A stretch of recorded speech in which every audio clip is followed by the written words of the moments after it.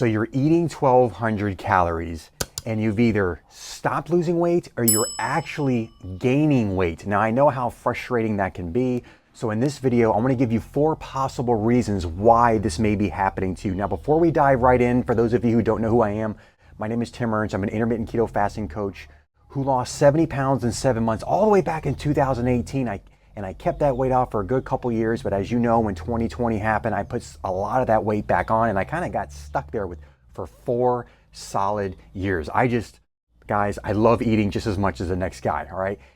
Now, in 2025, I was like, all right, I've had enough. I'm gonna take this weight back off. I'm gonna get back into my best shape because I was gonna be turning 49 years old this year. So I wanted to make sure I got back into my best shape. So I started at 233 and I just weighed myself this morning at 189 pounds. Now, I've also coached hundreds of men from all over the world to lose at least 40 pounds in 16 weeks using my Keto Shed 40 program. If you want more info on that, I'll drop a link in the description of this video that kind of take you to another video that kind of explains a little more in detail as to how I could potentially help you. Okay, so let's talk about the 4 reasons why you may be either gaining weight or you've totally plateaued at this 1,200 calorie range. Okay, so number 1 is going to be the weekends. Okay, I see many people can relatively keep it clean Monday to Thursday, Monday to Friday, but then when the weekends come, they're over consuming on calories. So let me just explain. So let's say, actually the math, if you were to do the math, to lose just 1 pound of fat, you would have to be in a 500 calorie deficit every single day for those 7 days. And that's gonna equal 3,500 calories. Well, if you're doing 1,200 calories, let's say Monday, Tuesday, Wednesday, Thursday, but then Friday, Saturday, Sunday comes and you're eating around that 2,500 to 3,000, well, you've essentially just zeroed out all that Monday, Tuesday, Wednesday, Thursday that you were eating 1,200 calories. So weight loss happens during the whole entire week. It's not the day-to-day thing. Yes, it's important to be consistent every day, but it's what happens toward the end of the week.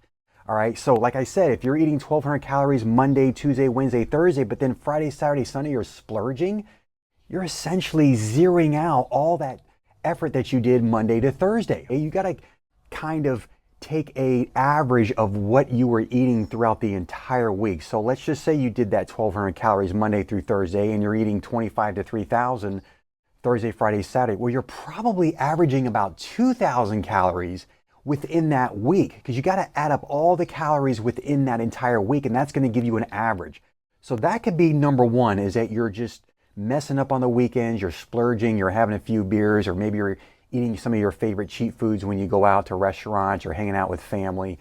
You're basically zeroing all that out. Number 2, the reason why you may be not losing weight at 1,200 calories is because you are snacking between your meals and you're not really tracking it. Look, this is very easy to do. I'm a parent, all right? There's times where my kids don't finish their food. Maybe they have a little chicken nugget on their plate and you're eating a couple of them. And then, dinner time comes and they're left something on their plate and you're just grazing. Well, all of that counts, okay? You gotta remember, all of that counts. And this is why I'm a big believer in intermittent fasting. When you do intermittent fasting, you're not supposed to be snacking in between your meals. So I traditionally do either OMAD or 2 meals a day. I kind of switch it up. So if you're eating 2 meals a day, you need to make sure you stick to that 2 meals a day and you're not snacking anywhere in between, because all of this counts. Even if it's a couple chicken nuggets from your kid's dinner plate or lunch plate, it all counts. And before you know it, those calories will add up very, very quickly. So make sure when you're doing intermittent fasting and you're trying to stick to 1,200 calories, that you're not snacking in between your meals. And it's easy to do. Calories are gonna add up really, really fast when you do that. Now let's get into number 3. Number 3 is that you're just not tracking it. You're eyeballing it. You think you're eating 1,200 calories, when in actuality, you're not tracking it. You may need to get a food scale. I would recommend downloading an app to make sure you're accurately tracking these calories. I can't tell you how many times I've had people tell me, Tim, I really don't eat that much.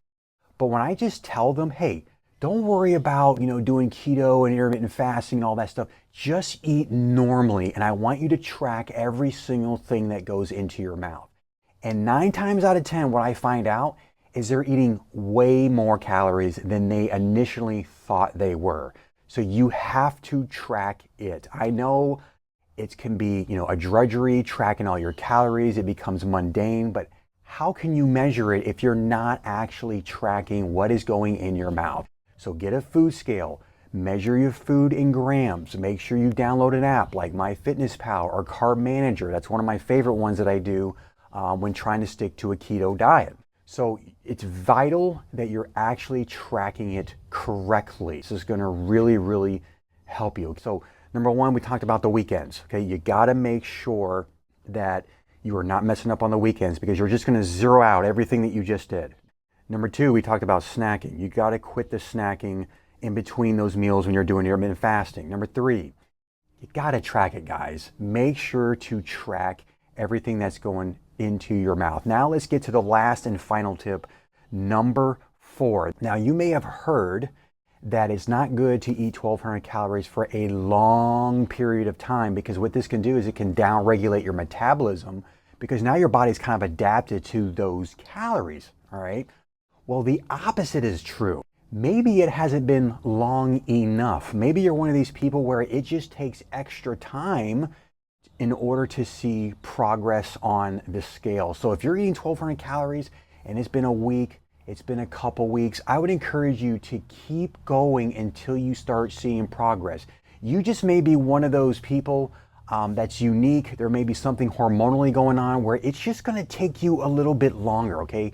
And at the end of the day, consistency is key. Just because you're not losing weight within the first 3 days or 7 days, that doesn't mean you jump ship. What you really need, I want you to remember this acronym, the acronym FOCUS, okay? FOCUS. And this is what it stands for. Follow one course until successful, okay? Stop jumping from this thing to this thing just because something isn't working.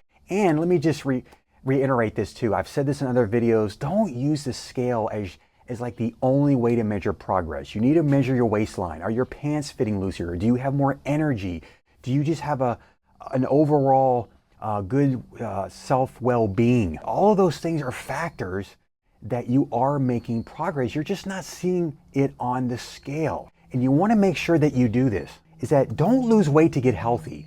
Get healthy first, and then the byproduct will be weight loss. So just have focus, follow one course until successful, and I'm guarantee you will make it across the finish line, all right? So those are the 4 reasons why you may be not losing weight on 1,200 calories.